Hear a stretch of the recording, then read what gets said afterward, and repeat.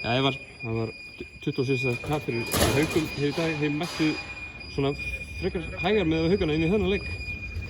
Já, ég meina, Haugarnir spiluðu frábærlega og við spiluðum illa og það skýrir þennan muni. Við mættum bara ekki til leiks og það var svona einhver deyfið yfir okkur fannst mér og engin barátta og þær gerðu bara það sem þær vildu.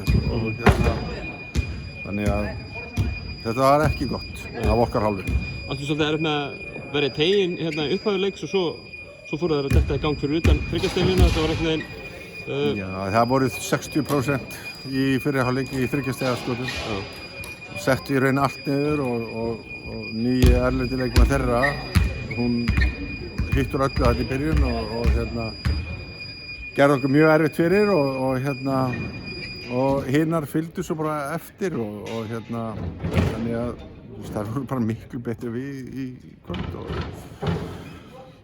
lítið annað eftir að segja. Blikarnir verið á svona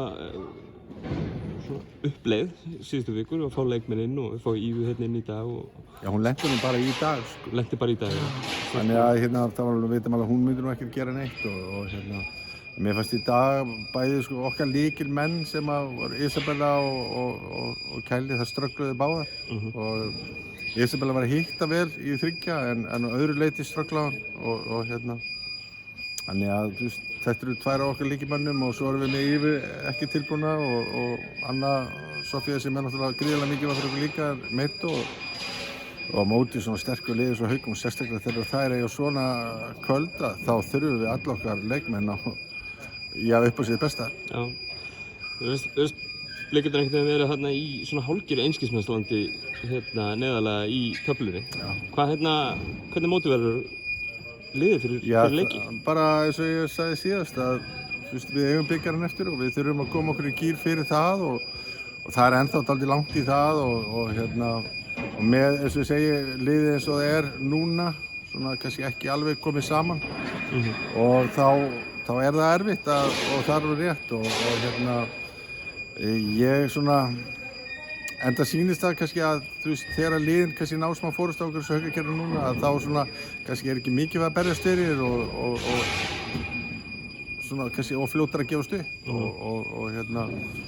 en þetta var bara mjög slakt núna hjá okkur og meðan Haugarnir voru að spila alveg einstaklega vel og ég held að þetta sé eitthvað betri leik með Hauga í vetur en það er kannski út af því að við vettum ekkert mikla mótspyrnu heldur.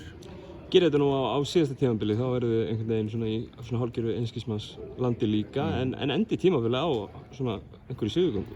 Já, vonandi gerum við það líka núna og ég meina við náttúrulega, eins og ég segi, núna höfum við þó bikarinn að keppa að, við höfum það ekki fyrra en þar er við ljóst að við erum að lenda á móti liði eins og Haugum eða Njarðvík í úrslitum ef við náum að vinna Snæfell og Snæfell hefur verið að spila mjög vel og það er leikur sem við þurfum að komast í gegn og Er ekki alltaf eftir bikarnum?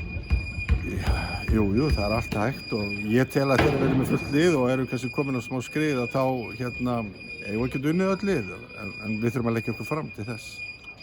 Frábært, takk.